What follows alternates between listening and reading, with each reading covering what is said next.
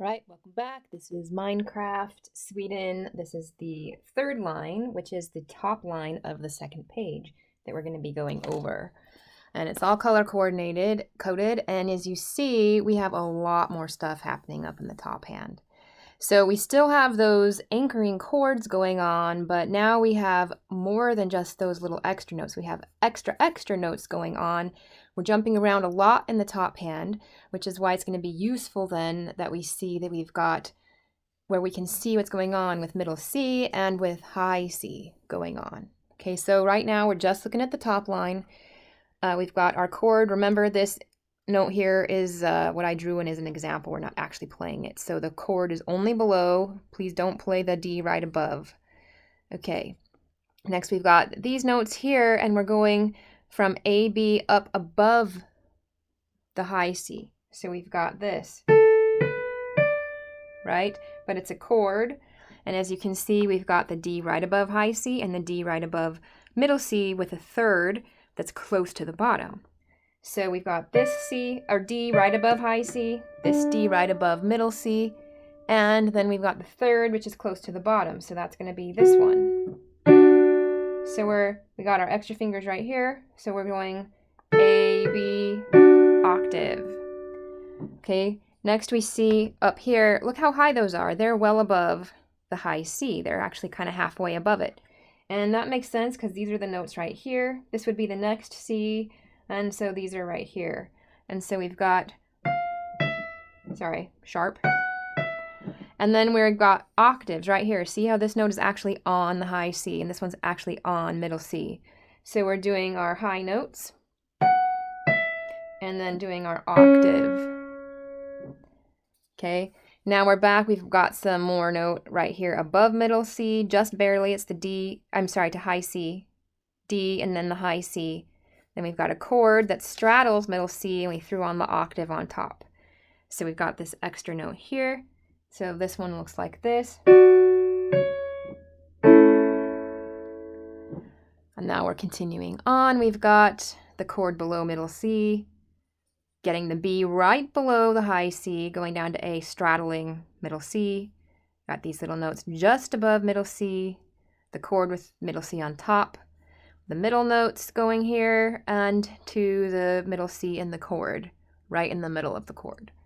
So just the top hand, this whole line, we've got the chord, ready to jump up, the notes skipping that C, doing the octave with the third, going up, gonna hit the octave of C's. Then we've got, I'm straddling that a little bit, the D right above it. You can't really see because my hand's in the way. That was the C, and then I've got my chord, the octave with middle C right here. Continuing on, measure 3 of this line. Coming up to the B right below the high C. Straddle middle C. The note's right above it. Middle C on top. Middle C in the middle of the chord. Okay.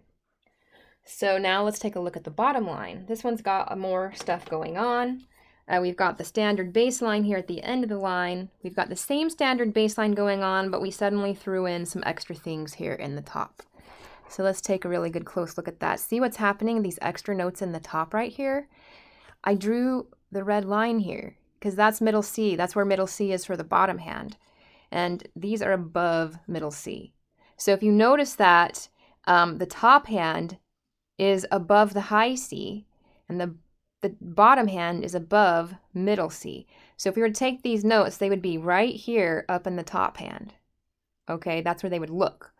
And so it is quite high. So we're making a very big jump in the bottom hand. We have B right below the low C, jumping to the 2 notes right above the middle C. So I'm going to take those notes right there. Here's what it looks like. I'm going to have the B right here, right below that low C, and now I've got to go all the way up to here to the notes right above middle C. here's where I think it makes sense to do a crossover. Instead of playing like finger 2, finger 1, I play finger 1, I cross over finger 2. Okay. All right. And backing up slightly, I forgot to go over this right here. We have a 9th going on. So I'm going to go ahead and draw that red C in right here. You can see that that one's kind of above it. So we've got the G below low C and the A kind of close to the middle C. So this bottom hand measure, the first measure, looks like this. I'm going to spot finger 3 to becomes finger 1. I got my octave and I go up 1 to A. And now I'm sliding my hand up more, and I've got my crossover. And then on the next one, you see we're back to that A, but now it's the top of a chord, and we've got the A octave. So A right here, A here, and then a third close to the top, not the bottom. So here's the A, the third close to the top right here. And then the bass line continues. So looking at the first 2 measures of the bass line, it's going to look like this.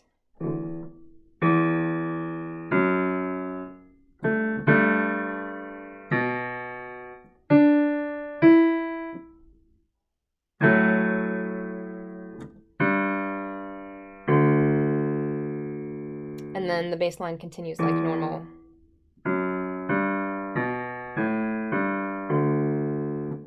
All right, so now let's try putting the top and the bottom line together here.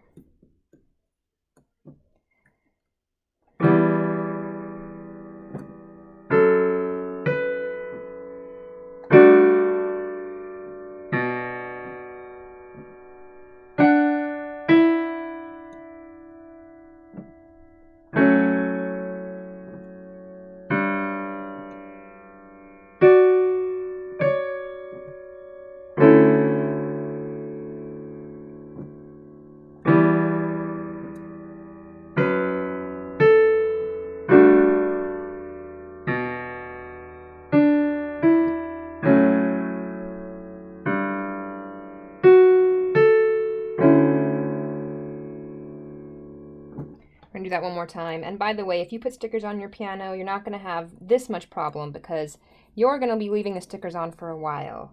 I don't usually play with stickers because I'm quite advanced and I teach other music, and having these on for other people isn't necessarily good. So I remove them, and then that's why they're curling.